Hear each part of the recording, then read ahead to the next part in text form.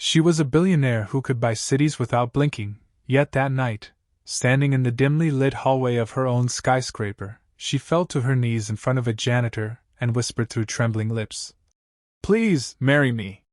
What no one knew, not her lawyers, not the tabloids, not even her own daughter, was that the man holding the mop had the power to destroy her empire with a single sentence, and what he asked for in return would leave her frozen in shock.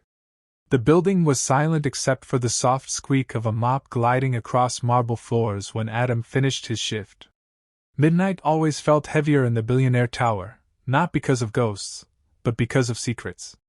He had learned that over the years. As a janitor, people treated him like furniture. Invisible. Harmless. Safe to ignore. And that was exactly how Adam preferred it. Until tonight. Elena Roy stood at the end of the hallway, barefoot, her silk dress wrinkled, eyes red from crying. She was known to the world as the Iron Queen of Finance, a self-made billionaire single mother who had crushed competitors and headlines alike. But right now, she looked nothing like the woman on magazine covers. She looked terrified. Adam tried to walk past her. "Please don't," she said, her voice breaking. He stopped. "I know who you are," she whispered. "Not the janitor. The man before that. The man everyone buried." Adam's grip tightened around the mop handle. She took a step closer, her voice shaking as years of strength collapsed in seconds. "My daughter, they're trying to take her from me. The board. The courts. My late husband's family. They say I'm unstable. They say I can't raise her alone." Adam finally looked at her. "And you came to me because—" Her knees hit the floor. "Please," she sobbed. "Marry me."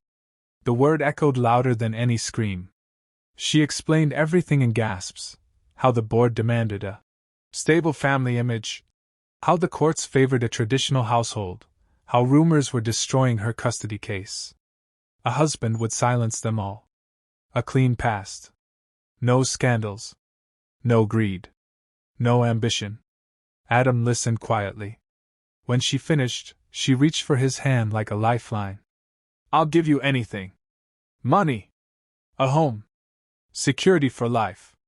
He slowly pulled his hand away. "I don't want your money," he said calmly. Her breath hitched. "What I want," he continued, eyes steady, "is the truth about what really happened to my brother." Her face strained of color.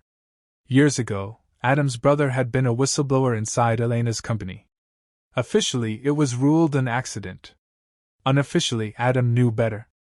And Elena knew that he knew. Silence swallowed the hallway. Finally, she nodded. "I'll tell you everything," she whispered. "Every lie. Every name. Every crime."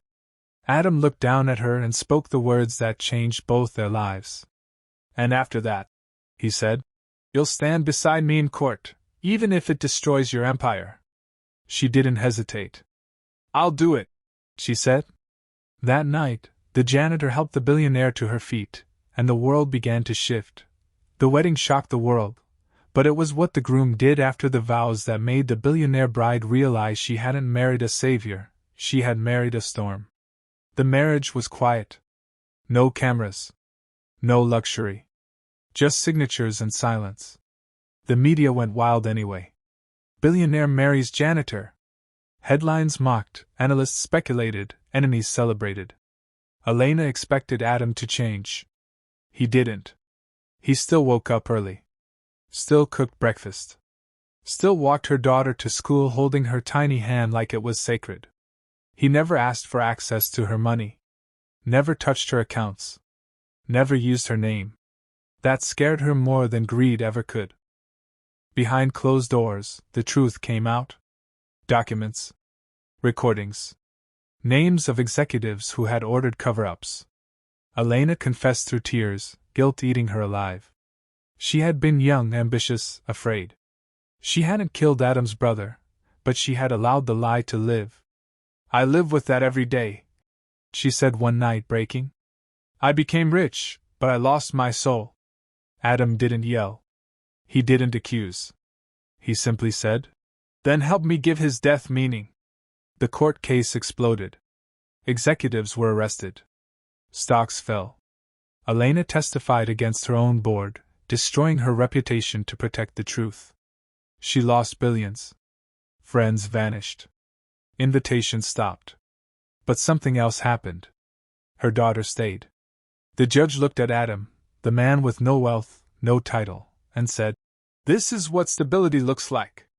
On the courthouse steps, Elena finally broke down completely. "I begged you to marry me to save myself," she cried. "But you saved my daughter, and me."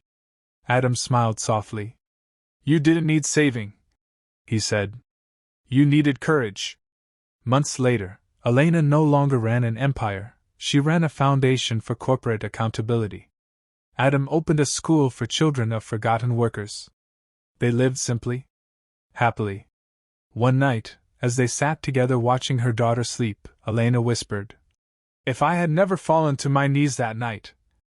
Adam chuckled quietly. Hee hee. "You'd still be standing, but alone." She held his hand tighter. Because sometimes, the greatest miracle isn't wealth or power. It's the moment you ask for help, and someone asks for truth in return.